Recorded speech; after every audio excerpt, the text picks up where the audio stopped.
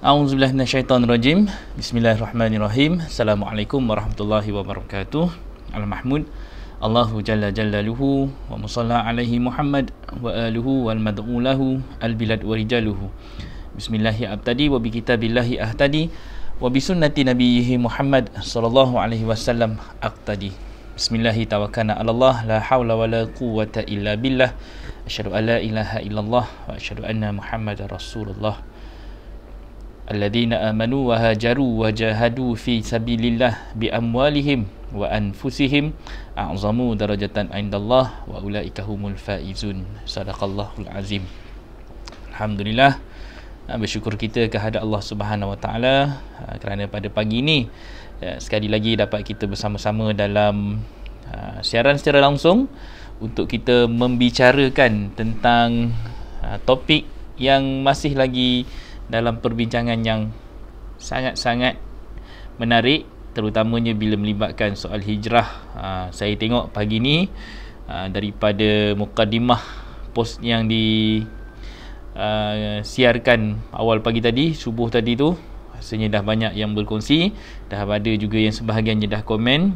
Jadi itulah tajuk yang kita nak bawa pada pagi ni kan. Sebab kalau soal hijrah, dia mesti terkait dengan sesuatu yang berkaitan dengan fundamental, dengan pemikiran, dengan ilmu, dengan falsafah hidup kita sendiri. Macam mana kita nak berhijrah daripada tak tahu kepada tahu. Itu hijrah yang pertama yang kita kena buat. Hijrah daripada kita bingung kepada kita diberikan petunjuk. Kalau dalam Quran itu wa wajadaka dhallam fahada, 6 harakat dibaca panjangnya supaya kita dapat lihat satu jangka masa yang beza antara kita yang dahulu dengan kita yang sekarang. Kita yang sekarang dan kita yang akan datang. So proses tu perlu melalui proses kita dalam keadaan bingung. Bingung memikirkan apa hala tuju hidup kita. Ke mana kita nak bawa diri kita? Untuk apa tujuan kita hidup di dunia ni. So banyak benda daripada kita tak tahu untuk kita menjadi orang yang tahu. Alamal insana ma lam ya'lam, untuk mengajar manusia apa yang mereka tidak tahu. So dia memerlukan kepada proses iqra', proses kita mengkaji, proses kita mendalami apa yang ada dalam diri kita, jiwa kita, untuk kita sama-sama orak langkah ke depan untuk kita keluar daripada kejahilan lama kita itu, kezaliman hidup kita, untuk kita menjadi seorang insan yang baru, yang lebih baik. Insan yang selama ini mungkin kita hidup dalam keadaan berdosa, dalam keadaan kita mempunyai sejarah hidup yang berbeza, sejarah hidup yang mungkin gelap, mungkin dalam keadaan kelam, mungkin dalam keadaan kelabu asap, mungkin dalam keadaan kita meraba-raba, tercari-cari, sehinggalah kita jumpa sesuatu yang menjadikan hidup kita lebih fokus, hidup kita lebih khusyuk. Khusyuk itu fokus, lebih ke arah sesuatu yang bermatlamat. Visi dan misi itu sudah kita jelas. Okey, insya-Allah pada pagi ni ramai yang dah komen. Terima kasih kepada semua yang memberikan respon. Daripada Singapura, Abang Suhaimi pun ada dah bersama-sama dengan kita. Kalau Abang Suhaimi ada, mesti Kak Ros pun ada sekali, insya-Allah. Kak Arfa, Kak Julia, standby pen dengan buku nota, sebab nota anda diperlukan untuk tajuk-tajuk lepas ini. Kemudian kita ada Abang Harun, Kak Precious Aqsa kita, orang yang antara banyak menunjukkan kisah-kisah hidupnya berhijrah dalam komen dia, dalam posting Facebook dia. So Kak Precious Aqsa, siapa yang nak berkenalan dengan beliau, beliau antara orang yang awal-awal lagi memakai nikab sebelum Nilofa pakai. Saya boleh kata macam tu lah kot. Ya Kak, kalau salah tolong betulkan. Okey, Kak Suzalina Osman. Okey, selamat pagi Kak, semoga sihat walafiat. Dan kita ada Kak Rahayu, kita ada Moksu Kamilah, kita ada Kak Noliza, kita ada Ibu Yam, kita ada Abang Rashid Kana juga, seorang lagi yang baru menyambut anniversary perkahwinan yang ke-24 tahun, orang Singapura kita.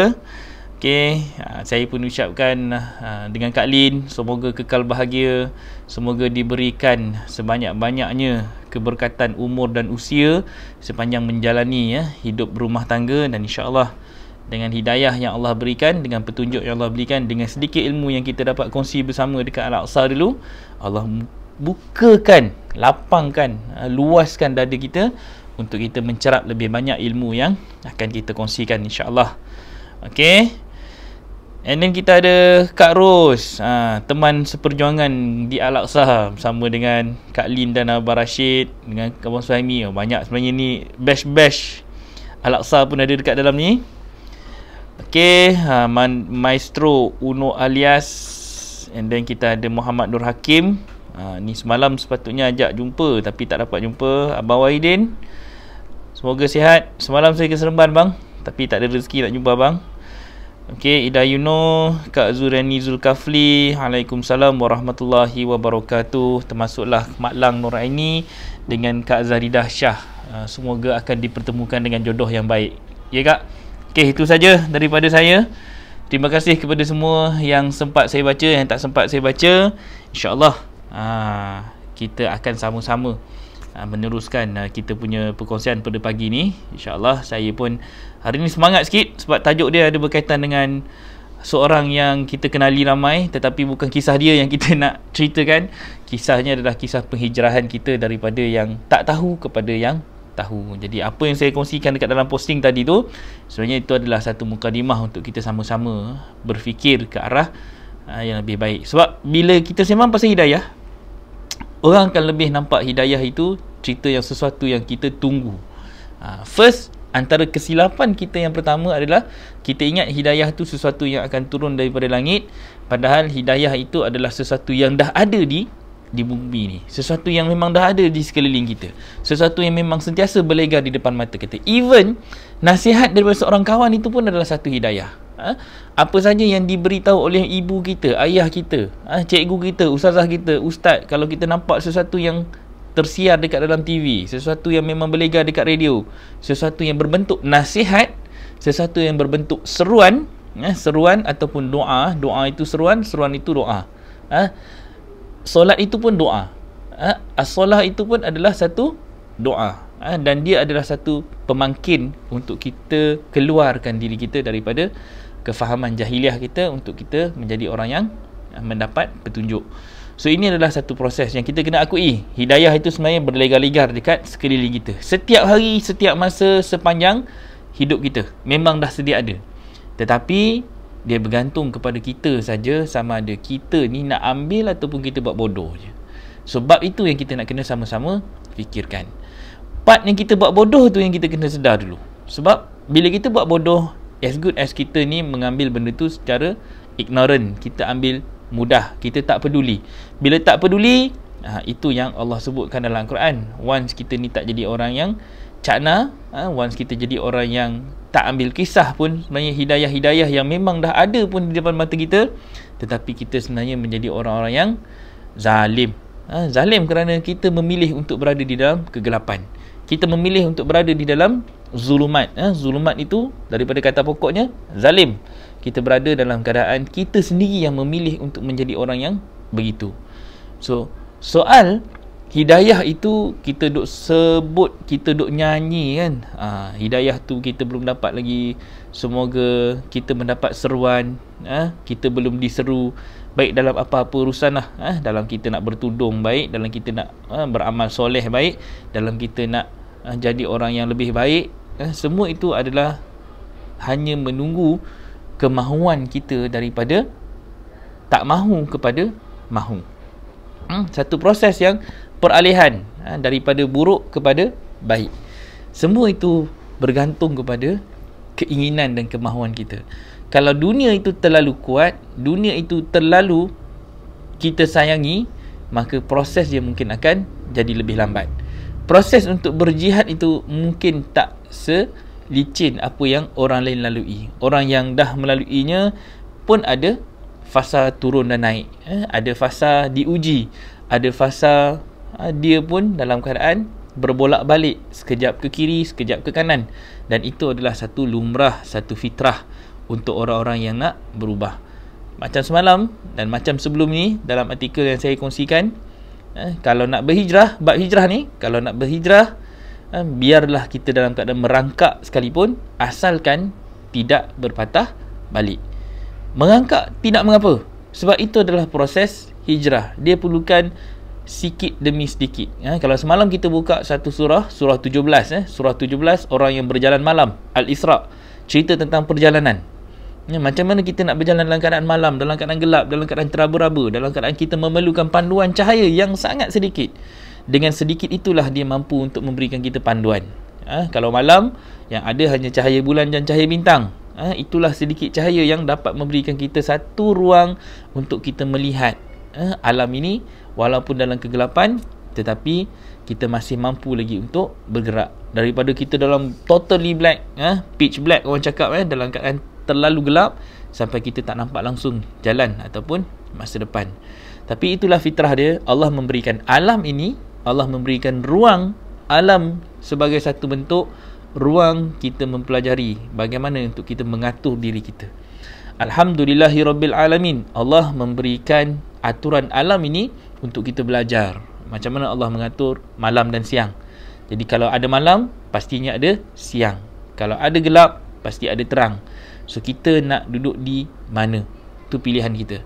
Kalau kita dah berduduk dalam keadaan terang benderang pun, tetapi kita memilih untuk berada dalam kegelapan, sesungguhnya cahaya yang Allah berikan itu tidak ada gunanya untuk kita.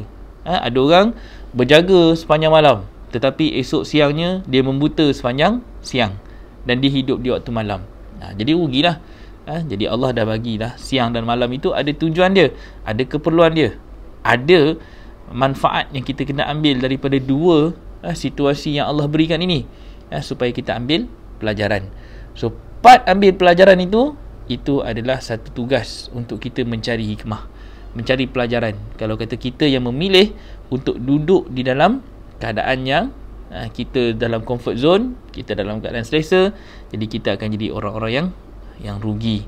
Sebab prosesnya, ni kena ingat baliklah ayat-ayat yang kita pernah bukakan sebelum ni, ayat-ayat yang kita pernah sampaikan sebelum ni, terutamanya bab, kalau topik yang awal-awal kita buka dulu, dalam topik yang ketiga tak silap saya, kita diminta untuk bunuh diri atau keluar kampung. Episod yang kedua, episod yang ketiga, Allah suruh kita bunuh diri ataupun kita keluar daripada kampung. Untuk apa? Untuk kita mendapat jalan yang istiqamah, jalan yang lurus ini. Kalau kita tak berani bunuh diri, kita tak berani keluar daripada kampung kita, maka kita akan kekal duduk di dalam kekafiran, kejahilan, ataupun kita akan duduk dalam comfort zone yang kita sendiri cipta. Kita sendiri yang benteng diri kita dalam keadaan kita memilih untuk berada dalam kubu keselesaan hidup kita. So begitulah Dajjal mencipta sesuatu itu, ataupun dia mencipta 1001 macam agenda hanya untuk membuatkan kita lalai dan leka, kan? Kalau syaitan itu, dia tu ada 99 kebaikan, tetapi hanya satu saja kekafiran dia kepada Allah. 99 kebaikan yang buatlah baik sebanyak mana pun di dunia ini, tetapi satu kekafiran kita kepada Allah yang jelas kita menolak apa yang Allah nak berikan kepada kita, apa yang Allah nak hidayahkan kepada kita itu dalam bentuk petunjuk untuk hidup dalam keadaan berperaturan, berpengatur, mengembalikan semula pengaturan hidup kita kembali kepada Allah, daripada kita ini hidup mengikut aturan sendiri, ikut nafsu sendiri, ikut kepala sendiri, ikut keinginan sendiri, kehendak sendiri, kepada kita letakkan balik hidup kita ini kepada Allah. Bab tu kita memang kena ada panduan daripada Al-Quran dan Sunnah. Macam mana Nabi berjaya keluar daripada 40 tahun kejahilan sehingga Nabi mendapat fasa Iqra. Daripada Iqra itu Nabi berjaya menjadi seorang yang sebagaimana hari ini kita percaya dan yakini, baginda adalah seorang Nabi dan Rasul yang berjaya menunjukkan satu uswah. Dan daripada uswah itulah kita nak mencari jalan keluar, bagaimana kita pula nak belajar mengatur hidup kita di akhir zaman ni. Okey, tu mukadimah dia. 14 minit kita mulakan sesi yang pertama ini untuk kita cari jalan. Okey, Mama dah ada bagi satu komen tu, dah suggest Werda buat nikab.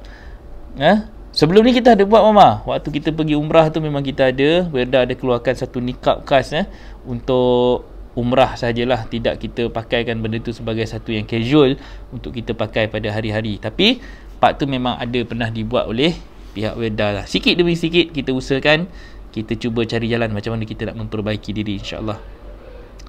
Okey, dan hari ni ada satu benda yang kita nak sama-sama ambil pelajaran. Kalau semalam kita tutup perbincangan kita pada surah 17, surah Al-Isra ayat 106. Jadi kita nak sambung daripada situ. Cuma mungkin ada beberapa orang yang mungkin tak nampak macam mana kita nak kaitkan daripada surah 74 ataupun surah Al-Mudassir, macam mana kita nak membasuh pakaian kita, kita menyuci pakaian kita, kita membersihkan pakaian kita, macam mana kita nak menyucikan diri kita. Bab cuci tangan ni, kalau basuh sekarang ni mungkin orang basuh tangan pakai mesin, tapi kalau orang dulu basuh tangan, basuh pakaian basuh pakaian ni menggunakan tangan. Jadi proses basuh pakaian ini memerlukan satu kerja. Dia bukan semudah itu sahaja. Dia kena ada proses kita rendam. Kalau terlalu kotor, terlalu teruk, kena rendam dalam air. Dia perlukan satu air yang mampu untuk membersihkan kita punya pakaian. Daripada situ kena cari air yang mengalir. Kalau kata dulu orang basuh dekat tepi sungai, air mengalir, hempuk-hempuk lagi baju tu dekat batu, gosok-gosok, genyeh-genyeh, tonyoh-tonyoh apa semua bagai, barulah baju tu cuci, nak kena perah, nak kena jemur dekat matahari. Tu satu analogi bagi yang berfikir. Macam mana kita nak membuat sesuatu itu, kita memerlukan kepada tekanan, pressure, memerlukan kepada satu bentuk. Memang nak basuh baju, memang kadang-kadang kita kena kerah. Kan, tak ada orang nak gosok baju, tonyoh baju tu lembut-lembut, tak keluar kekotoran itu. Melainkan kita kena gasak dia, kita kena tekan dia, kita kena betul-betul perah sampai keluar air-air yang kotor tu, untuk kita gantikan dengan sesuatu yang lebih baik, untuk kita jadikan baju tadi tu kembali bersih. So pakaian kita ni kita ukur balik daripada kita lahir, pakaian yang macam mana yang kita pakai, sistem bagaimana yang kita gunakan. Kita lahir di dalam satu kehidupan instrumen agama yang telah pun dipakaikan oleh nenek moyang kita. First, agama yang kita lahir ini adalah agama yang kita warisi daripada nenek moyang kita. Bukan agama yang kita dapat terus daripada Al-Quran sebagaimana kita faham hari ini. Kita mungkin belajar Al-Quran baru 2-3 hari, baru 2-3 minggu, baru 2-3 tahun. Baru kita mengenali Al-Quran once kita dah mula mencari. So bila kita mencari, banyak benda yang kita kena mencarinya dengan kepastian. Kita cari dalam usaha kita mencari ni, kita akan jumpa banyak keadaan. Ada yang orang tu dia mencari dalam keadaan susah dan payah. Dia terpaksa melalui banyak fasa pencarian hidup dia. Sekejap dia masuk dekat dalam orang kata apa, persatuan ini, masuk dekat persatuan itu. Ada yang mungkin terjebak dengan politik, ada yang termasuk dekat dalam ajaran sesuatu, masuk dekat dalam tarikat sesuatu, masuk dekat pondok, masuk dekat mana-mana sekolah, masuk dekat mana-mana institusi, masuk persatuan, hanya untuk mencari satu jalan yang dia boleh pegang dan dia boleh pakai, sehinggalah dia boleh bawa ke dalam institusi keluarga dia sendiri.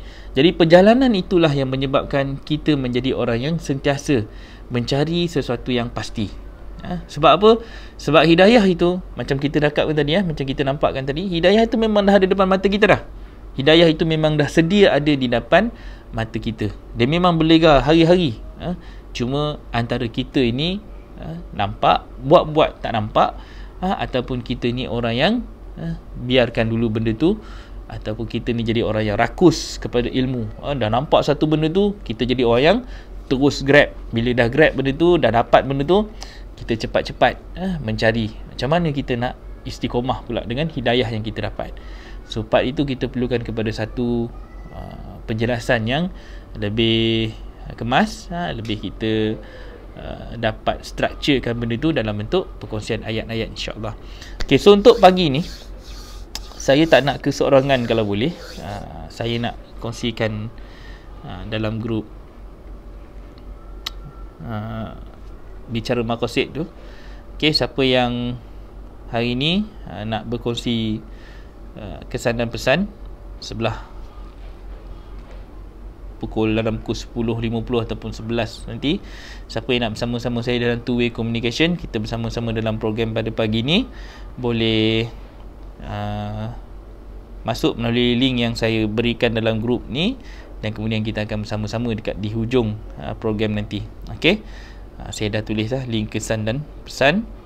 So siapa yang rasa nak sama-sama dalam program ini bersama dengan saya, tak kisahlah sama ada nak bertanya soalan ataupun nak memberi kesan dan pesan, ataupun sedikit sebanyak nak berkongsi apa pengalaman hijrah yang dia lalui, Okay, dah boleh masuk dekat link tersebut, masuk dalam pukul 10.45, 10.50 nanti, and then kita akan bagi peluang untuk kita sama-sama bersiaran secara langsung.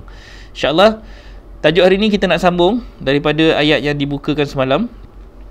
Okay, kalau ayat semalam, okay, kita tengok ayat semalam ni 17 ayat 106.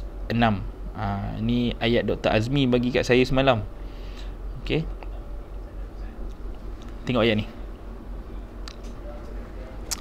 Allah kata, wa Qur'anan faraqnahu, dan Al-Quran kami pisahkannya, litaqra'ahu, untuk dibacakannya, supaya kamu membacakannya, 'alan nas, ke atas manusia, 'ala muqsin, secara beransur-ansur, wa nazzalnahu, dan kami turunkannya tanzila. Okay, untuk ayat ni kita kena baca dengan ayat yang sebelum itu supaya kita lebih nampak dengan jelas. Bila Allah kata wabil haq, jadi ayat yang diturunkan, apa yang diturunkan kepada kita beransur-ansur itu adalah sesuatu yang berbentuk al-haq, sesuatu yang berbentuk bacaan yang sebenar, yang kita berikan dalam bentuk sesuatu yang kita pasti dan yakin. Yang kami turunkannya dengan bil haq, dia bukan sekadar diturunkan dengan hak. Allah bagi tahu lagi sekali kat kita dua kali. Ni nak bagi tahu taukid Allah ni, wabil haqqi anzalnahu wabil haqqi nazala. Dengan kebenaran kami turunkannya, dan dengan kebenaran dia turun. Ni macam mana kita nak buat ayat ni? Jadi nak nampakkan kita dah mendapat satu taufik dan hidayah itu daripada Allah. Kita dapat dalam bentuk ayat yang jelas. Jadi kita dapat dekat sini, kita dapat apa? Kita dapat petunjuk itu dengan hak, dan kita pula akan membawa dan menyampaikan dia dengan hak. Ini satu proses yang kita kena faham. Daripada 1400 tahun dulu, Nabi Muhammad mendapat kebenaran ini, dan Nabi dia menyampaikan dengan kebenaran. Dan proses Nabi nak sampaikan benda ni melalui peringkat demi peringkat. So, berapa peringkatnya? Berapa lama peringkatnya? Selama 23 tahun. 23 tahun itulah Nabi sampaikan Al-Quran itu dengan hak. Nabi tak pernah pun sembunyikan apa-apa yang Allah berikan kepada baginda, melainkan Nabi cakap apa? Hari ni telah aku sempurnakan. Al-yawma akmaltu lakum. Hari ni aku telah sempurnakan. Aku telah sampaikan. Nabi dah jelaskan seluruhnya. Maka Al-Quran ini daripada alif lam mim itu sampailah kepada keseluruhan 6236 ayat. Tidak ada satu ayat pun yang Nabi miss dalam memberikan maksud dan terjemahannya. Cuma ini bab cuma daripada 1400 tahun perjalanan Al-Quran itu nak sampai kepada kita dalam bentuk turun temurun. Ni saya nampakkan dalam bentuk turun temurun. Why? Sebab Al-Quran ini sampai kepada kita daripada generasi kepada generasi. Generasi orang lama nak turun kepada kita, generasi yang baru ni daripada nenek moyang kita turun kepada mak bapak kita, kemudian turun kepada kita, dan kita pula lepas ni nak turunkan kepada anak cucu kita pula. So proses itu dipanggil turun temurun. So adakah kita dah sampaikan benda ni dengan hak? Adakah kita dah sampaikan hidayah Allah ini dengan hak, dengan kebenaran, ataupun kita masih lagi menjadi orang yang tak tahu lagi mana yang benar, mana yang salah, ataupun kita sendiri pun masih belum pasti lagi adakah Al-Quran yang kita terima daripada nenek moyang kita ini adalah Al-Quran yang kita betul-betul appreciate, kita hargai. Rasulullah berjuang 23 tahun itu semata-mata nak memastikan risalah Allah ini, semua surat-surat, surah-surah, ada 114 surah ni, semua surat-surat ini sampai ke tangan kita. Berapa tahun? 23 tahun perjuangan Nabi. Dan memastikan kalau boleh semua ini kita dapat dan kita mampu untuk membacanya.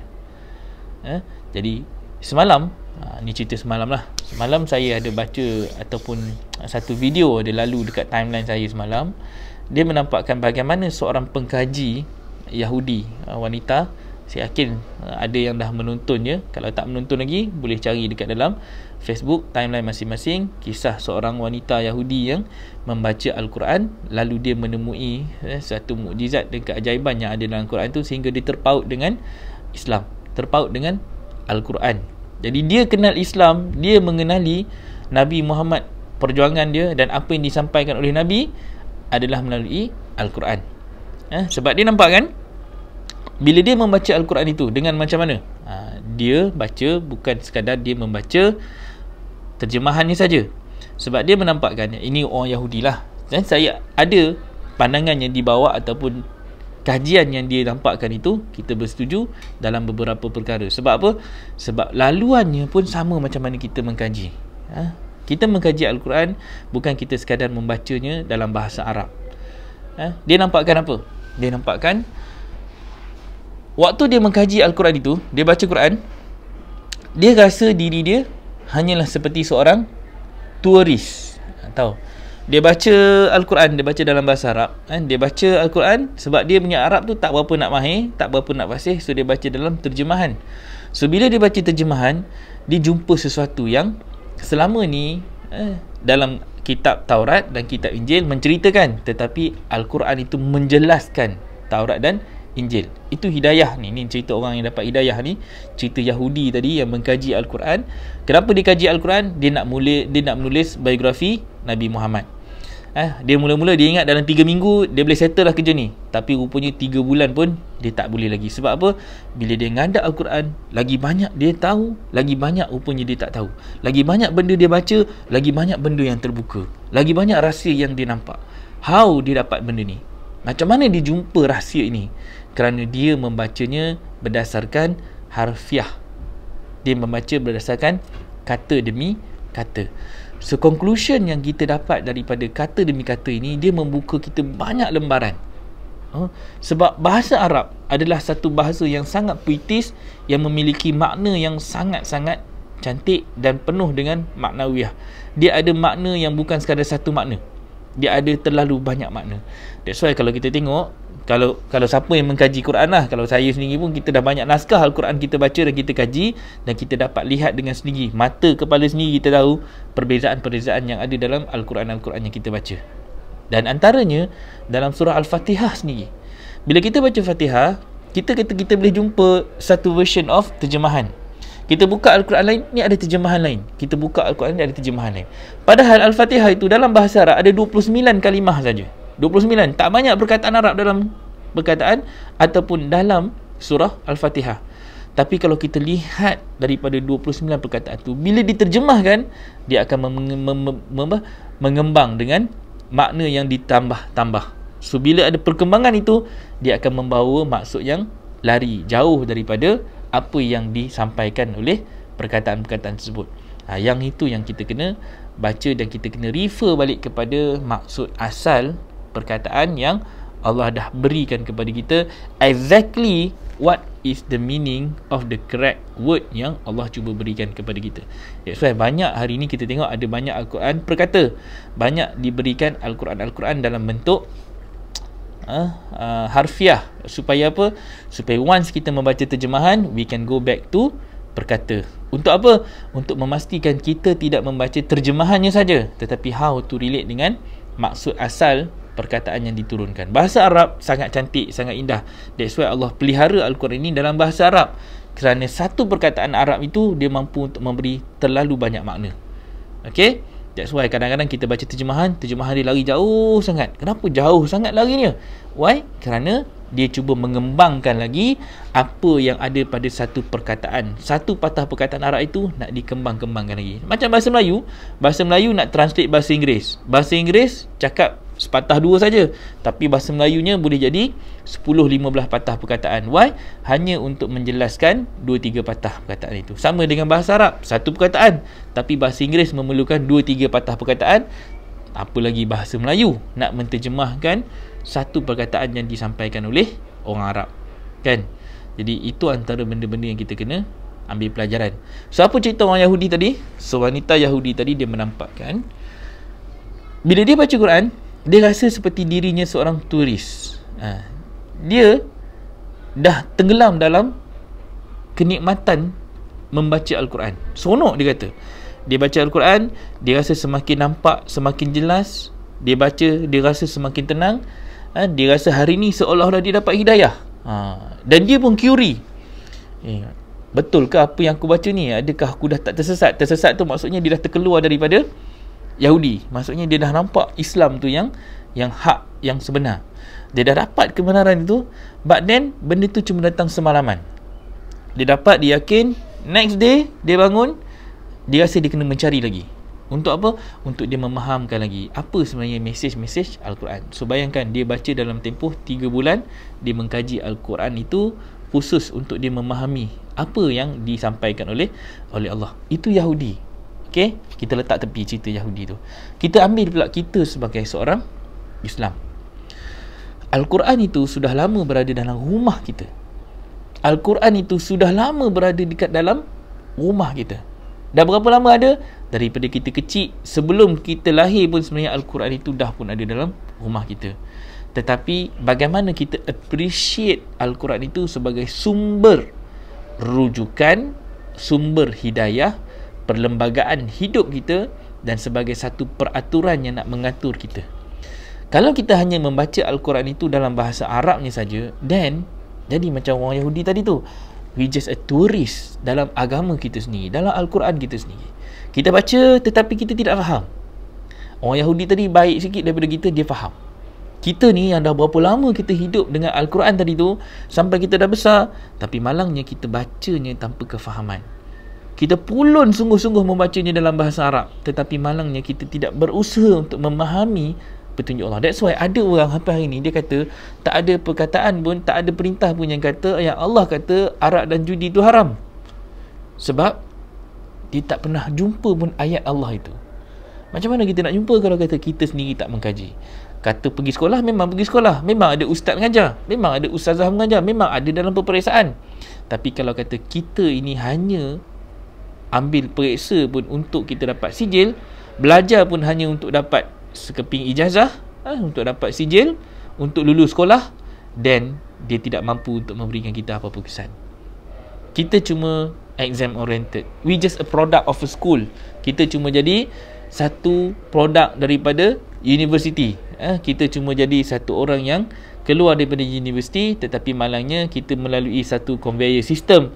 Conveyor system itu hanya melibatkan kita lepas dia punya QC, tetapi malangnya kita tidak mampu jadi orang yang mandiri. Kita tidak out of the box. Kita dalam kotak pemikiran yang dicipta oleh sistem. So sistem itulah yang menyebabkan kita kekal macam mana hari ni kita hidup. Sistem yang dah dicipta oleh Dajjal, sistem yang dicipta oleh penjajah, sistem yang memang dah dicipta oleh tangan-tangan gaib yang nak menguasai kita dari sudut daripada kita lahir sampailah kita tua, sampai kita mati nanti, kita duduk dalam sistem yang memang dicipta oleh jahiliah moden. Ini sistem yang sebenarnya kita nak keluar. Ini sistem yang kita nak kena cari jalan macam mana kita nak kembali semula kepada fitrah hidup beragama. Dan kita akan terus curi, kita akan terus rasa selesa dan tenang. Why? Once kalau kata kita nak keluar daripada sistem ini, dia akan datang berbagai kegusaran dan dia akan datang pelbagai kerisauan.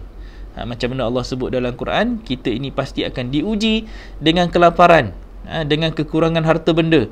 Kita akan diuji dengan bermacam-macam dugaan dan ujian apabila kita dah mula nak mengubah diri kita kembali kepada fitrah Allah. Bab ini Allah dah layout sangat cantik dan terlalu banyak dalam Al-Quran, perjalanan orang-orang yang nak berhijrah. Dan antara hijrah yang paling besar sebenarnya, kalau kita baca 9:20 tadi tu, surah At-Taubah ayat 20 tadi, allazina amanu wa hajaru wa jahadu fi sabilillah. Baru ni dalam kursus haji online, hari Sabtu lepas, saya dah nampakkan pada jemaah haji saya, kita nampakkan apa? Allazina amanu, orang-orang yang beriman. Jumpa saja perkataan orang-orang yang beriman, kita kena tahu first, orang-orang yang beriman, bagaimana mereka beriman. Iman itu akan terbit daripada 3 elemen: ilmu, percaya dan yakin. 3 elemen ini kena ada. Soal iman, allazina amanu, ya ayyuhallazina amanu illal ladzina amanu. Banyak ayat-ayat Allah nampakkan begitu kan? Jadi apa kategori orang yang beriman? Beriman pertama mesti dengan ilmu. So kalau kita tidak ada ilmu, macam mana kita nak jadi orang yang yakin, nak jadi orang yang percaya? Dan Nabi contohnya, dalam dia menyampaikan kebenaran, itu yang al-haq wabil haq dinampakkan. Dengan hak kami turunkan dan dengan hak ia diturunkan. Macam mana cerita kami nak turunkan kebenaran tu? Mesti dengan ilmu. Bila kita turunkan dengan kebenaran, ilmu tadi itu mesti dibenarkan. Itu cerita dia mensiddiqkan. Macam mana kita nak mensiddiqkan? Iman, tasdiq biqalbi. Dia mesti membenarkan dengan hati. So apa yang kita dapat, ilmu tadi tu mesti kita yakin dan kita benarkan. Macam mana kita hari ni, kita betul-betul diyakini oleh nenek moyang kita, kita mesti kerja, pergi universiti, kita mesti dapat ijazah. Dapat ijazah ni nanti dia akan bagi kat kita satu tiket laluan untuk kita mendapat satu jawatan, satu pekerjaan. Itu jaminan masa depan yang memang didendangkan daripada kecil sampailah kita besar. Sistem yang sudah dicipta oleh satu dunia hari ni memerlukan kepada ijazah. Hari ni bila datang COVID-19, kita lihat sendiri macam mana kita dalam keadaan sistem pendidikan yang banyak kita kena ubah. Why? Sebab kita sedang maneuver, kita sedang adjust sesuatu yang melibatkan sistem pendidikan kita. Daripada kita kat sekolah, daripada kita dekat universiti, hari ni kita kena homeschooling. Kita kena masuk ke dalam sistem pendidikan di dalam rumah. Ibu bapa dah kena monitor anak sendiri di rumah sendiri. Kalau dulu solatnya di masjid, hari ni kita kena solat dalam rumah. Hari ni mak bapa akan tengok anak solat sendiri. Isteri dengan suami dah kena belajar macam mana nak berjemaah dalam rumah tangga. Suami dah kena belajar berkhutbah dalam rumah tangga. Why? Because of the system sedang berubah mengikut fasa dan keperluan dan desakan alam. Tak kisahlah siapa-siapa yang kata hari ni adalah cerita tentang konspirasi teori ke, COVID tu mak orang cipta ke apa semua. Benda berlaku tak? Benda tu berlaku hari ni. Allah datangkan satu jenis penyakit sampai Mekah dan Kaabah pun kita dah tak boleh nak lawati. Ada asbab yang berlaku. Dan hari ni kita lihat sesuatu yang begitu cantik berlaku di Mekah. Bagaimana sistem tawafnya, bagaimana sistem ziarahnya. Even Raudah yang baru buka 2-3 hari lepas, kita lihat dah tak ada dah orang nak berebut-rebut. Masuk pun begitu sistematik. Macam mana sesuatu yang asalnya datang dalam bentuk satu fitnah. Fitnah tu ujian. Jangan ingat fitnah itu benda macam kita duk sebar cakap benda buruk tu. Tak, fitnah itu adalah ujian. So Allah Maha berkuasa untuk menghentikan sesuatu dan dia mampu untuk menghidupkan sesuatu. Dia berjaya menghentikan sistem kehidupan manusia satu dunia. Macam mana dengan satu pandemik, satu dunia ni dihentikan sekejap. Daripada kita duk travel seluruh dunia, hari ni semua pakat duduk dekat rumah masing-masing. Semua pakat duduk dalam negara masing-masing. Why? Kita semua diminta untuk kembali melihat mulkiyah kita. Adakah kita ini hari ini hidup dalam rububiyah Allah ataupun kita hidup di dalam luar rububiyah yang Allah dah berikan? So masing-masing lihat, kita duduk dalam sistem yang kita nak tengok balik diri kita. Adakah kita sedang mengikut perintah Allah ataupun kita duduk dalam sistem orang lain? So apa yang dinampakkan tadi, perempuan Yahudi tadi tu sebenarnya dia mendapat kefahaman dan dia mendapat penjelasan apabila dia go through balik Al-Quran berdasarkan harfiah. That's why dalam kursus haji yang lepas, sebelum kursus haji yang lepas, dalam minggu lepas bersama dengan Ustaz Akmal ada nampakkan macam mana orang-orang Yahudi sendiri pun mereka mengkaji Al-Quran dengan harfiah. Dan kita betul kita akui, why? Sebab masa kami pergi Al-Aqsa dalam tahun lepas waktu kita pergi Al-Aqsa 2018-2019, kita pergi 2 tahun kita dah pergi kat sana dan kita mengkaji macam mana kita masuk dekat dalam. Kalau siapa yang nak pergi ke sana nanti, salah satu lokasi yang jangan kita tinggalkan untuk masuk dalam senarai perjalanan kita adalah kita pergi ke King David Tomb. Kalau orang sana dia panggil King David lah, kalau kita panggil Nabi Daud. So pergi dekat Nabi Daud, sebenarnya waktu dekat Nabi Daud tu, makam Nabi Daud, sebenarnya dekat area kawasan makam Nabi Daud tu dia ada satu ruang perpustakaan. Perpustakaan itu ada tempat di mana ada Talmud, Talmud, dan di situ juga ada ruang dipanggil misbah dia orang. Dipanggil orang-orang Yahudi ni, kalau kata Yahudi ortodok lah, di situ lebih banyak ortodoknya yang mereka mengkaji kitab-kitab lama. Saya sempat masuk dekat dalam tu dan kita duduk dekat belakang tu. Dia orang tak kacau kita, dia orang tak ganggu, dia orang tak kisah. Kita ni penziarah, kita datang untuk melawat sebab kubur Nabi Daud ni special sikit. Kubur Nabi Daud dia bahagi 2 bahagian. Satu bahagian dimasuki melalui ataupun dibagi untuk kawasan tu untuk orang-orang Islam, ataupun satu lagi ruang dibagi untuk orang Yahudi. Dia boleh melawat, tapi dia bagi dua side. Satu side kepala, tak kisahlah, tak tahulah kepala ke kaki, tapi dia bagi dua bahagian lah. Satu bahagian orang Islam, satu bahagian orang Yahudi, untuk ziarah makam tersebut. So ada satu ruang, dipanggil library dia tu, kita boleh masuk situ dan kita boleh tengok macam mana dia mengkaji dan dia membaca Talmud. Saya masuk kat situ dan kita tengok lah. Tak faham, satu memang tak faham lah, dia baca dalam bahasa Ibrani dia. Tapi di situ ada satu benda yang kita dapat. Mereka mengkaji word by word. Kita nampak dia tulis satu, dia akan baca. Waktu kita pergi tu, memang kita tengok cara dan kaedah penggalian mereka itu very detail. Waktu tu adalah yang lain-lain tu pergi ziarah, sebab saya dah 2-3 kali pergi, so kita tahu dekat mana pot yang kita nak tengok dengan lebih mendalam. So part tu kita kena akui, dia are advance dalam mereka menggali kitab-kitab lama. Macam mana saya sampaikan sebelum-sebelum ni, orang Yahudi dia memang tunggu kitab terakhir ini turun, dan mereka memang nak sangat kitab ini. Mereka tolak nabinya, tetapi mereka nakkan kepada kitabnya. Mereka menolak Nabi Muhammad itu. Mereka menolak sebab apa? Nabi Isa dah bagi tahu tak akan turun nabi selepas ni adalah namanya Ahmad. Dia dah tahu dah akan ada turun nabi seorang lagi, dan dia tahu dia akan membawa kitab. So yang mereka nak sekarang ni adalah kitab tu. Asalnya dia nak nabi tu, tapi bila nabi tu bukan daripada keturunan dia terolak nabi tu. Dia reject nabi tu, dan dia hanya terima kitabnya saja. Dan hari ni mereka membaca kitab itu to compare dengan Old Testament, dengan New Testament, dengan kitab Taurat dan Injil mereka tu. Lalu mereka gabungkan, mereka ambil apa yang Nabi dah sampaikan kepada mereka dengan penjelasan-penjelasan itu. Cuma mereka kena kaji sendiri. Untungnya umat Islam hari ini, mereka dapat pencerahan daripada Nabi.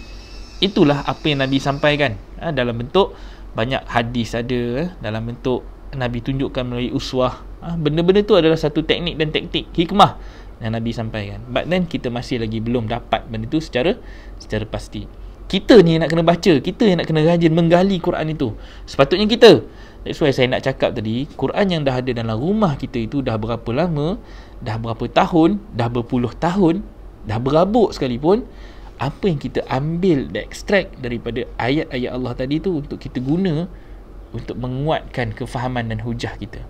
Berapa ramai yang betul-betul mengenali Al-Quran itu? Berapa ramai yang betul-betul mengenali Al-Quran dengan hak? Itu dinampakkan wabil haq. Ayat 105 kita baca dengan 106, combine kan, dan dia mesti disampaikan dengan berperingkat-peringkat. Hari ni kita baca Quran, kita baca daripada mushaf, kita ambil Fatihah dan kita akan baca sampai kita membacanya sampai kita larat lah. Kita baca bahasa Arabnya, kita membaca dengan lagunya, dengan tajuknya, dan kita mengharapkan pahala. Satu, kita mengharapkan pahala. Sedangkan untuk Al-Quran, kita mengharapkan satu ganjaran. Ganjaran daripada membaca Al-Quran adalah ilmu. Sebab ilmu itu yang akan menerbitkan keyakinan dan kepercayaan. Barulah kita percaya dan yakin apa mesej yang Allah berikan kepada kita. What is the mission yang Allah nak install kepada kita? Apa yang Allah berikan melalui visi dan misi Al-Quran untuk kita. So kalau kita baca Al-Quran tanpa kita mendapat kefahaman dia, tanpa kita tadaburkan Al-Quran ini dengan sebenar-benar makna dan maksudnya, then kita akan mengalami satu masalah. Apa masalah dia? Masalahnya adalah masalah keyakinan dan kepercayaan tadi. Sebab kita akan membawa satu kepercayaan. Kepercayaan kita adalah baca Quran untuk dapat pahala. Kita bukan membaca Quran untuk mencari ilmu. Ni kena tengok Kita cuma akan rapat dengan Al-Quran hanya untuk mengharapkan pahala, hanya untuk menambahkan amalan. Tetapi amalan dia apa? Amalan membaca, belum amalan untuk bekerja, mengerjakan ayat-ayat Allah, mengerjakan perintah Allah, mendirikan perintah solat. Hari ini ramai di kalangan kita berdiri solat, tetapi kita tidak mendirikan perintah solat. Ada dua perkataan tu berbeza. Berdiri solat dengan mendirikan perintah solat, menegakkan balik agama yang dah pun rebah, menegakkan balik agama yang dah runtuh. 1400 tahun, bayangkan 1400 tahun Al-Quran ini dah ada dalam rumah kita. Macam mana hubungan kita dengan Al-Quran tadi? Kita faham ataupun kita masih lagi tak tahu hidayah yang dah ada dalam rumah kita tu? Adakah kita benar-benar berhijrah menggunakan ayat tadi tu dengan kita berjihad bersungguh-sungguh? Part ni yang kita nak sama-sama kalau boleh kita belajar macam mana untuk kita beroleh satu hidayah yang sebenarnya Allah dah lama dah bagi kat kita. Allah dah lama dah serahkan kepada kita amanah tadi. Cuma tunggu kita saja ni yang nak bertindak untuk mengambil semua yang Allah dah berikan kepada kita dalam bentuk satu peta kehidupan. Sistem Allah sekarang ni kita nak betulkan balik, kita nak sucikan Allah. That's why kita nampakkan dalam ayat semalam. Ayat apa yang kita baca semalam? Ni nak direlatekan dengan kita baca. Okey. Semalam kita baca ayat ni. Wa rabbaka fakabbir. Sekarang ni kita nak membesarkan balik Allah. Kita nak membesarkan balik Allah itu dengan sebesar-besarnya. Kita nak mengagungkan Allah. That's why kita solat, kita baca Allahu Akbar. Dan semalam kita tunjukkan satu contoh. Contoh apa? Kalau solat kita itu dalam tempoh sewaktu, satu waktu 5 minit, 5 waktu 25 minit. Kan? 25 minit kita kata Allahu Akbar. Padahal kita ada 23 jam 35 minit untuk kita lawan dengan 25 minit yang kita bagi ke Allah. Kita bagi Allah 25 minit, kita ambil berapa minit? Kita ambil 23 jam. So adakah kita dah benar-benar membesarkan Allah? So warabbaka fakabbir. Yang kita nak besarkan ni adalah pengaturan. Rabb itu cerita tentang peraturan rububiyah. Rububiyah Allah itu yang kita nak tinggikan semula, nak besarkan balik. Kerana hari ini kita besarkan sistem siapa? Kita membesarkan sistem selain daripada sistem Allah. Sistem ini yang kita nak kena kemaskan. Sistem ini yang kita nak kena betulkan. Sistem ini yang kita nak kena kemaskan. Jadi kalau kata kita tak besarkan sistem Allah, kita nak kena besarkan Allah itu bukan secara fizikalnya saja. Kita nak membesarkan Allah itu dalam bentuk Allah itu diperlihatkan, dia membesarkan dalam bentuk kita mengangkat agama Allah, sistem Allah ni kembali balik ke tempatnya. Liyuzirahu ala dini kullih, untuk kita menzahirkan Allah itu dengan setinggi-tingginya, untuk kita membesarkan Allah itu dengan sebesar-besarnya. Jadi ini 4 benda yang kita kena sama-sama ni lah baca dan kita hayati dan kita fahami. Jadi bukan sekadar kita nak jadi orang yang baca tetapi kita tidak faham, ataupun baca tetapi kita tidak tahu bagaimana untuk kita melaksanakan ayat Allah ni. So warabbaka fakabbir wasiyabaka fatahhir. Kita kena cucikan pakaian kita. Ni ngulang baliklah apa yang disampaikan semalam untuk kita jadikan dia sebagai satu pengukuhan. Sebab yang Allah turunkan adalah bentuk sistem yang hak. Rabb rububiyah. Rububiyah terkait dengan sistem, sistem peraturan dan pengaturan. Alhamdulillahirabbil alamin, kita nak relatekan kembali balik diri kita ini kepada aturan Allah. Allah dah tunjukkan macam mana Allah mengatur alam. So sekarang ni proses ni adalah macam mana kita nak mengatur diri kita kembali balik kepada sistem Allah. So kalau kita masih lagi menjadi turis di dalam agama kita, jadi apa? Jadi orang yang melancong baca Quran, ibaratnya orang yang melancong saja dalam Al-Quran itu. Kita tak tahu pun, kita baca yang ni sekejap, ni cerita Nabi Musa, ni cerita Nabi Isa pula, ni cerita Nabi ni. Tapi kita hanya jadi turis saja yang hanyut dalam kisah-kisah yang disampaikan. Tapi kita tak tahu macam mana kita nak ekstrak daripada ayat-ayat Allah ini semua perjalanan Nabi-Nabi tadi. Ada kisah yang kita nak kena ambil pelajaran dan terbitkannya dalam bentuk satu keyakinan. Dia adalah satu strategi untuk membangunkan agama. Uswah yang mereka tunjukkan macam mana mereka bangkit melawan kejahilan, mereka bangkit melawan kekafiran, mereka bangkit melawan kezaliman. Macam mana Nabi-Nabi terdahulu itu berjuang, sungguh-sungguh mereka berjuang. Kalau Nabi Ibrahim tu bukan dengan orang lain, dengan bapa dia sendiri dulu dia terpaksa berjuang. So kadang-kadang kita hari ni pun kita tak sekepala dengan mak bapak kita, tetapi kita tak sekepala dalam urusan apa? Adakah dalam urusan harta pusaka, cerita tentang pangkat, cerita tentang politik keluarga, ataupun kita tidak sekepala dalam urusan ni melibatkan akidah, fundamental agama. Sebab ada orang terpaksa, kalau kita tengok orang-orang yang bukan Islam contohnya, bukan Islam, bila dia nak memeluk agama Islam, dia dah mengkaji agama Quran, dia dah kaji agama yang melibatkan hidayah dan Quran ini, dia dapat hidayah, kemudian dia convert masuk Islam. Dia terpaksa berlawan dengan ibu dan bapanya yang bukan Islam. Why? Terpaksa sebab akidahnya dah berbeza. Mak bapak ada stand, engkau tak boleh, engkau kena duduk dalam agama yang telefon nenek moyang kita pegang. Macam mana kau boleh masuk Islam? Dan yang dah masuk Islam tu kata tak boleh sebab dia dah jumpa kebenaran. Dia akan cakap apa?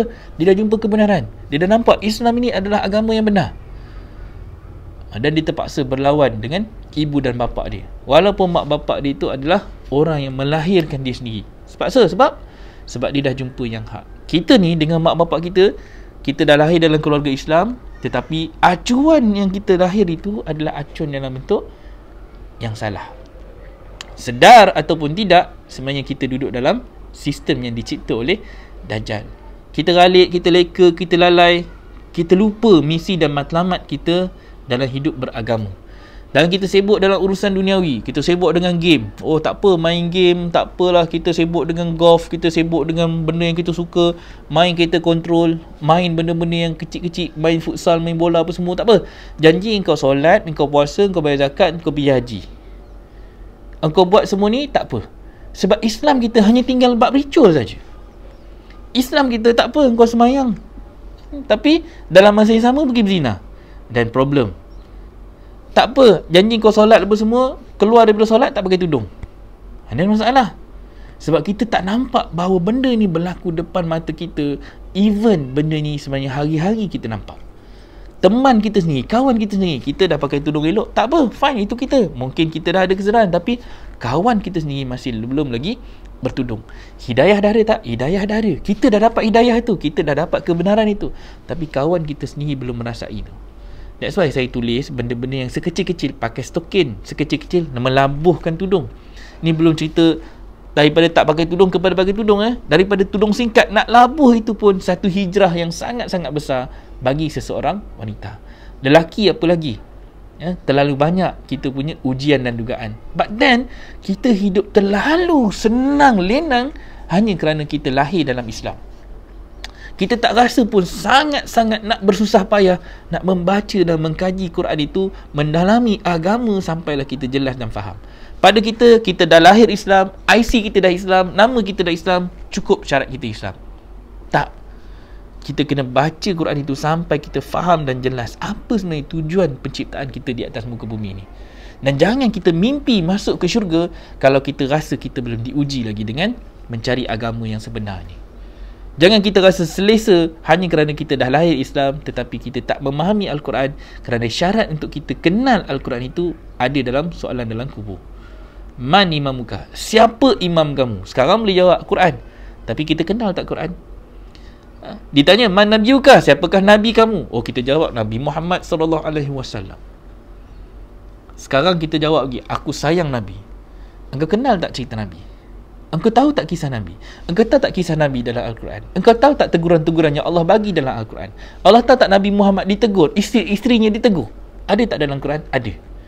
But then, adakah kita dah membaca benda tu dengan konteks yang jelas daripada ayat Allah?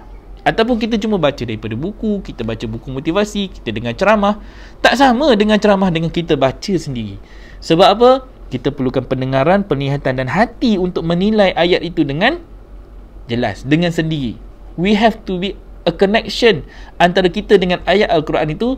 Kita kena ada satu hubungan yang sangat istimewa.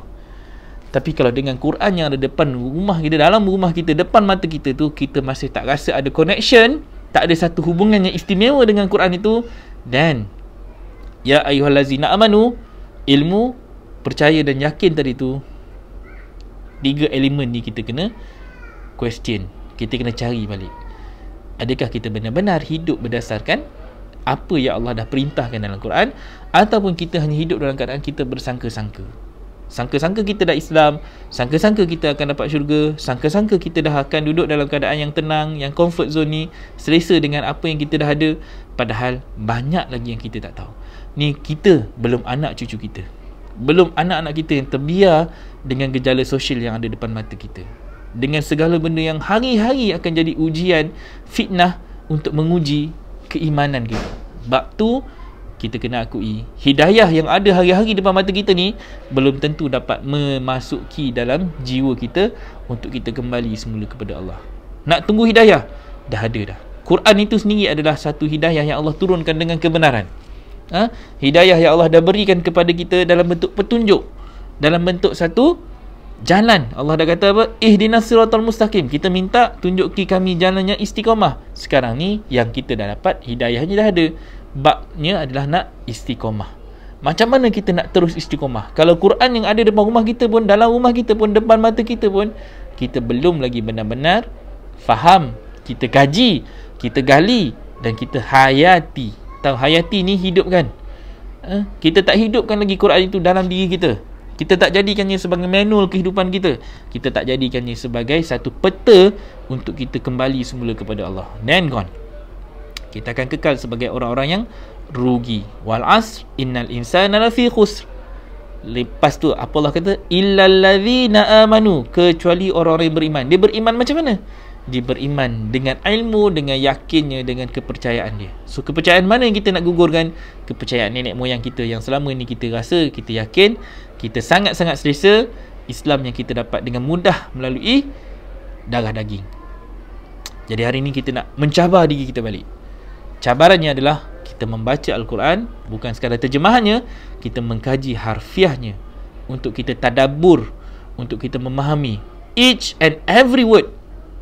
Each and every word, termasuklah huruf-huruf alif, lam, mim. Semua itu sebenarnya sudah pun ada makna dan maksud yang Allah dah berikan kepada Nabi Muhammad. Cuma along the way 1400 tahun, ada di mana-mana ruang rahsia dan juga bacaan yang hak tadi tu hilang, tersembunyi, tak dapat kita dapat semula. Hakikatnya Allah dah sampaikan semuanya kepada Nabi Muhammad, dan Nabi Muhammad pun dah sampai semuanya kepada orang-orang yang bersama dengan Nabi. Sekarang ni kita dan tanggungjawab untuk kita mencari benda yang hilang tadi. Kerana itu adalah khazanah agama kita. Itu adalah wasiat Nabi kepada kita, supaya kita berpegang teguh kepada kitab dan sunnah yang menjamin kita tidak akan hilang, tidak akan sesat di dunia ini. So kita cari jalan. Pertama kita kena cari hidayahnya untuk kita berhijrah. Hidayah kita cari. Why? Sebab benda tu dah ada depan mata kita. Cuma kita saja, sama ada kita ambil benda tu ataupun kita buat bodoh saja benda tu. Kita tinggalkan benda tu kerana kita rasa kita dah cukup. Innal insana la yatqa an ra'a hustaghna, Allah kata. Allah dah jawab dah tadi. Dekat dalam ayat yang kelima, alamal insana man lam ya'lam, untuk mengajar manusia apa yang dia tak tahu. Tapi masalah manusia ini adalah bila dia merasakan dirinya serba cukup, bila dia rasa dirinya serba tahu, bila dia rasa dirinya semuanya dah ada. Itu Allah sebut dalam surah Iqra. Di dalam bila dia merasakan innal insana la yatqa, masalah manusia ni dia dah tak tahu, dia dah bodoh dah, tapi dia ni toro, dia ni sombong, dia angkuh, an raha usta'na, apabila dia lihat dirinya serba cukup.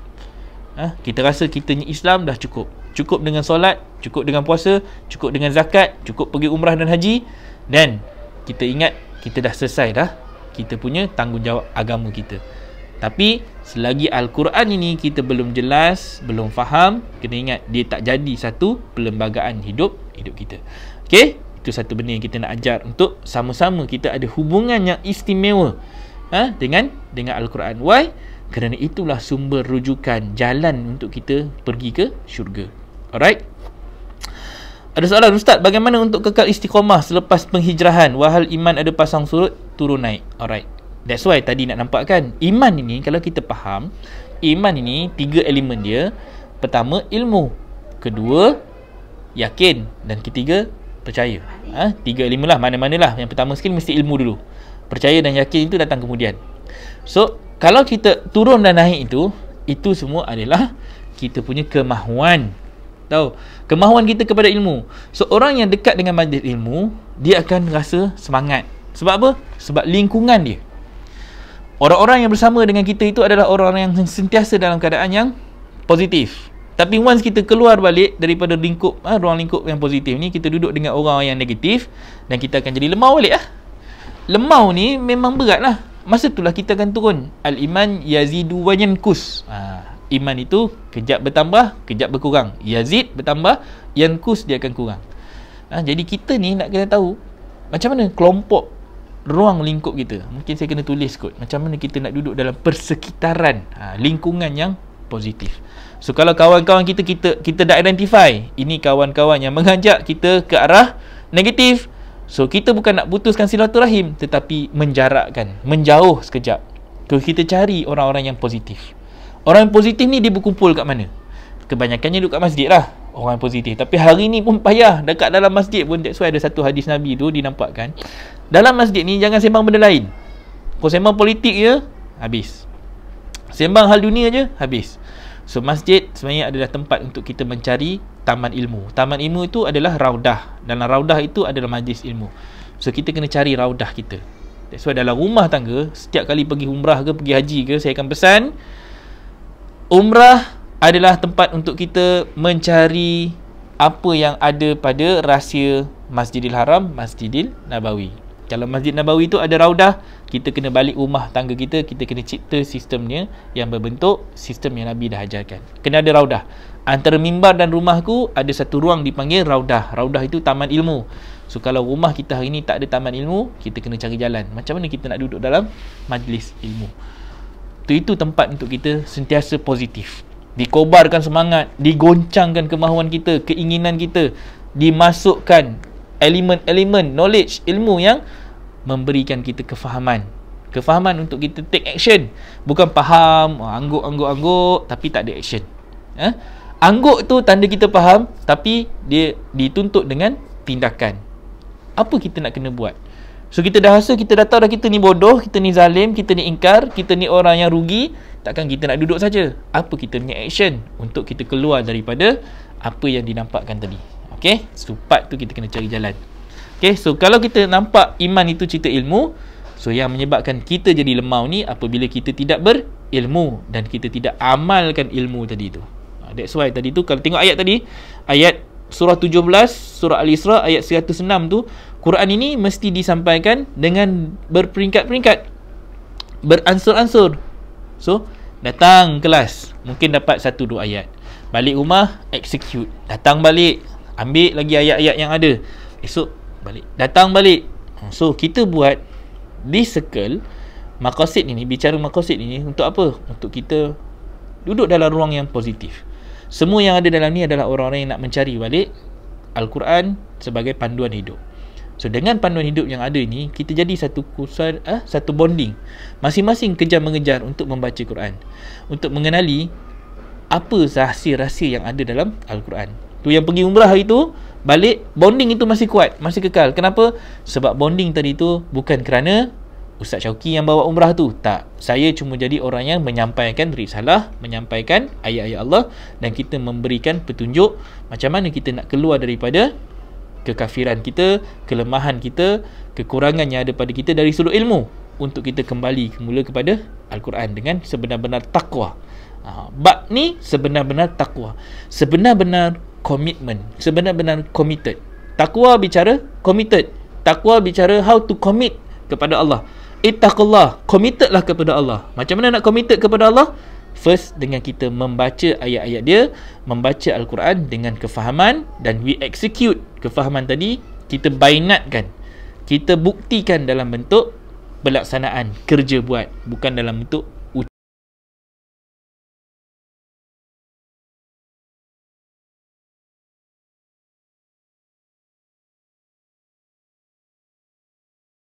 adalah bagaimana kita nak mencari jalan untuk mendekatkan diri kepada Allah. Surah apa? Surah Al-Ma'idah ayat 35, insya-Allah. Okey, Kak Suzalina harap menjawab soalan tu. Okey, jangan jadi turis dalam pembacaan Al-Quran. Itu yang nak dinampakkan. Okey, insya-Allah. Semoga kita sama-sama mendapat keberkatan. Okey, saya ada offer tadi, siapa yang nak masuk dekat dalam ruang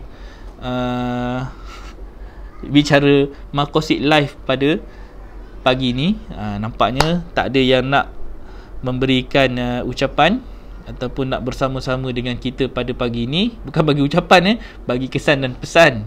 Siapa yang nak bagi kesan dan pesan, ataupun nak bagi pandangan, ataupun nak keluar secara live, secara two ways communication, secara bersama-sama, boleh kita keluar dekat dalam studio ini. Dan insyaAllah saya juga mengalu-alukan kalau ada sebarang pandangan, pendapat, ataupun kesan dan pesan, boleh kongsikan dekat dalam grup. Grup discussion kita ada dekat sini. Boleh masuk melalui channel Telegram t.me/bicara maqasid. Di situ kita boleh masuk ke dalam satu grup. Kena pergi dekat satu button, klik saja tajuk bicara maqasid tadi, dia akan masuk dekat satu lagi window, dan dia ada satu button discuss. Masuk dekat discussion group tu, dan dekat dalam tu kita ada ruang untuk kita bersembang. Ada sahabat-sahabat yang tolong tulis nota lagi apa yang kita sembangkan dalam setiap episod tu, dan di situ kita boleh dapat lebih banyak pengukuhan-pengukuhan elemen-elemen ilmu yang kita kembangkan dekat situ bersama-sama nanti, insya-Allah. Alright. Tu Umi Hafsah dah ada share dekat situ. Ya ayyuhallazina amanu taqullah. Allah kata kat apa situ? Wahai orang yang beriman, bertakwalah, committedlah kepada Allah, dan carilah jalan, carilah wasilah, carilah jalan macam mana untuk mendekatkan diri kita kepada Rabb, kepada pengatur, kepada Allah, agar kamu menjadi orang yang beruntung. Ingat dekat situ Allah kata berjihad. Dan ini benda yang bukan mudah. Nak cari jalan untuk mendekatkan diri kepada Allah, kita perlu bersungguh-sungguh. Jihad bermaksud sungguh-sungguh. Wajahadu fi sabilillah, berjihad di jalan Allah ni untuk kita mencari ilmu. Berpegang sebenarnya jihad ni. Berperang dengan nafsu, berperang dengan kemahuan sendiri, berperang dengan pandangan orang, kata-kata orang, persepsi orang, berperang. Kita pun ada persepsi kita juga. Orang pun ada persepsi. Kadang-kadang kita nak berhijrah, nak tukar tudung daripada tudung singkat ke tudung labuh, kadang-kadang berperang dengan persepsi. Apa orang kata, nanti apa dia ni cakap, apa orang tu cakap, persepsi orang saja. But then berjihad tu tanda berperang. Kita kena berperang bersungguh-sungguh dengan hawa nafsu kita. Untuk apa? Untuk jadi orang yang beruntung. Jadi orang yang mendapat nikmat, antaranya adalah a'zamu darajatan indallah. Kita diangkat darjat kita di sisi Allah. Itu tujuan kita. Buat semua ni bukan untuk manusia. Kita buat semua ni untuk siapa? Kita buat semua ni untuk Allah. That's why buat apa pun lillahi ta'ala. Takkan di mulut saja, mesti ditunjukkan dalam bentuk persembahan. Kita nampakkan benda tu sebagai satu bainat nanti, insya-Allah. Okey. 1 jam 6 minit kita dah bersiaran. Terima kasih kepada semua yang menonton. InsyaAllah sama-sama kita cari jalan bagaimana untuk kita mendekatkan diri kepada Allah. Dan salah satu jalannya melalui wasilah yang Allah berikan daripada Al-Quran sebagai satu hidayah yang memang dah sedia ada dalam rumah kita. Esok hari Rabu, insyaAllah bersama dengan Ustaz Akmal Ashraf, Ustaz AA, kita akan kupas lagi tajuk ni. Jadi minggu ni sampai hari Khamis kita akan bincang tentang hidayah, tentang hijrah, supaya kita akan memahami lebih jauh mendalam tentang macam mana kita nak mendapatkan Al-Quran ini sebagai satu kaedah pendidikan daripada Allah untuk kita jadi orang yang bertakwa, jadi orang yang committed, dan jadi orang yang tahu hala tuju kita hidup di dunia ni. Sekarang kita mungkin dah umur 40, dah 50 tahun. Jangan rasa diri kita terlambat, terlalu lewat untuk kita kembali semula kepada fitrah hidup beragama. Kita ikrarkan hari-hari dalam solat kita, dalam doa iftitah kita, fataras samawati wal ard. Tapi kita faham ke tidak apa kita sebut? Faham ke tidak apa kita baca? Kita kata inna solati wa nusuki wa mahyaya wa mamati lillahi rabbil alamin. Betul ke apa yang kita ikrar tu dengan apa yang kita buat di luar solat? Soal diri kita, question diri kita, tanya diri kita, adakah kita benar-benar buat apa yang kita ikrar, ataupun solat kita tadi hanyalah apa yang kita suka je cakap, tapi kita tak suka lagi buat. Kita cakap hidupku matiku kerana Allah, tapi bila kita lihat persembahkan dari segi pakaian, kata-kata, cara hidup, perbuatan kita jauh daripada apa yang kita ikrarkan, dan Allah benci apa yang kita buat dekat luar solat tu. Apa yang kita solat tadi pun Allah dah kata fawailul lil musallin, celakalah, neraka welah orang-orang yang solat. Solat kita tadi pun menampakkan kita duduk dalam neraka. Solat kita tadi itu sendiri pun Allah dah letakkan kita dalam neraka. Dah solat tetapi Allah letakkan kita dalam neraka juga. Why? Fawailul lil musallin, celakalah orang yang mendustakan agama kerana solat mereka itu dalam keadaan riak. Riak ni hanya nak menunjuk-tunjuk. Kita cuma tunjuk kita ni Islam, kita cuma tunjuk kita ni beragama, padahal di sisi Allah solat kita tidak diterima. Na'udzubillahi min zalik. Sama-sama kita mengharapkan Allah memberikan kita peluang, ruang, waktu dan masa untuk kita kembali semula menjadi hamba dia yang betul-betul bertakwa, insya-Allah. Okey, terima kasih kepada semua. tak ada niat, tak ada hajat nak ambil masa yang lama, tapi itulah tugas saya dalam menyampaikan sejam sehari. Minta maaf mengambil satu tempoh yang panjang, 1 jam daripada 24 jam hidup kalian, hidup anda semua. Tapi ini antara ikrar saya untuk kita cuba kongsikan sebanyak mana ilmu yang ada secara santai. Kalau nak eksklusif, nak betul-betul one-to-one session, itu cerita lain. Itu kena tempah khusus satu slot untuk kita sembang tentang Quran saja. InsyaAllah kita cuba usahakan satu masa nanti untuk kita buat satu program tadabbur Quran. InsyaAllah dalam kita mencipta parenting dengan Quran minded, kita mencipta diri kita dengan Al-Quran minded. Buat apa pun, Al-Quran di kepala, di dada, dan kita mampu untuk menjabarkan dalam bentuk pelaksanaan nanti, insyaAllah. Okey, itu saja untuk semua. Mudah-mudahan kita akan diberikan ilmu dengan keyakinan dan kepercayaan bahawa kita berada di jalan yang lurus, jalan yang istiqamah. Hidayah milik Allah, bukan milik pribadi. Nabi sendiri pun dia tak mampu bagi hidayah. Allah kata apa? Aku yang boleh bagi hidayah. So macam tadi kita cakap, Quran dah ada dalam rumah kita, tapi belum tentu lagi kita grab hidayah yang Allah dah berikan untuk kita, insyaAllah. Okey, itu saja. Terima kasih kepada semua. Kita jumpa lagi esok hari pada waktu dan tempat yang sama di Facebook Syauqi Hasan, dan insyaAllah saya akan terus menulis. Anda ada masa dan kelapangan untuk kita berkongsi apa saja yang mampu kita trigger keimanan kita untuk kembali semula kepada Allah. Okey, kongsikan, sharekan, sampaikan, panjangkan kepada orang-orang dan sahabat-sahabat termasuk orang yang tersayang. Mudah-mudahan ilmu yang disampaikan ini mampu untuk jadi ilmu yang bermanfaat untuk kita laksanakan dalam kehidupan kita, insya-Allah. Okey, yang baik itu datangnya daripada Allah, yang buruk itu datang daripada kelemahan saya sendiri. Hadza wallahu yar'ana wa yahfazuna walhamdulillahi rabbil alamin. Assalamualaikum warahmatullahi wabarakatuh.